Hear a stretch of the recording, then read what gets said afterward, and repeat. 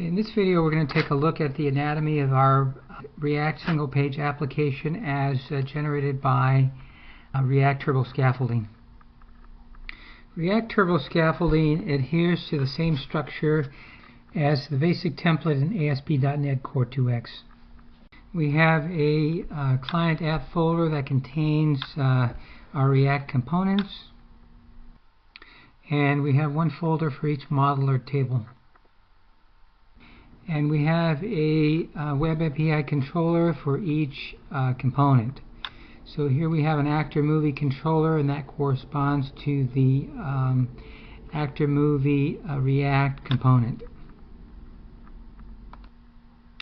The components are 100% React.js JSX,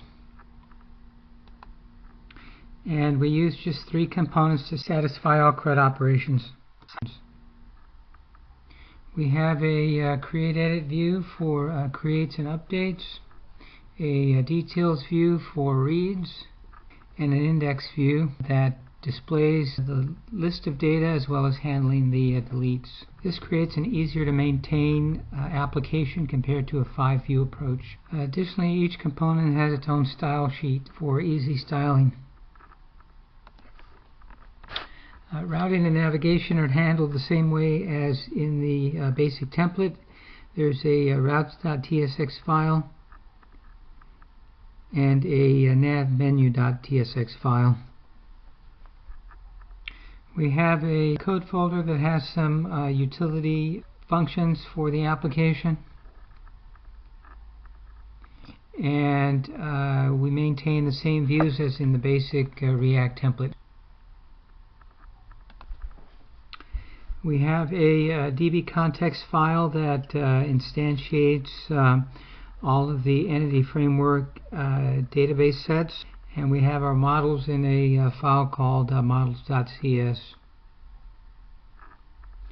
These are typically generated from the database, but can also be hand-coded and used to generate the React single-page application. React Turbo Scaffolding uses the entity framework attributes in your model. So the key, display name, max length, and other attributes are incorporated into the React component views when they're generated, allowing them to implement validation. In the client app folder we have a file called models.ts. These are client models used by the React components, and they follow a similar structure as the entity framework models in the models.cs file. It's a simpler file, no attributes are used, and the data types are limited to just a few TypeScript data types. We also have some React utility components that are inserted in the application. We've got a pager, super pager, and a validation component, to name a few.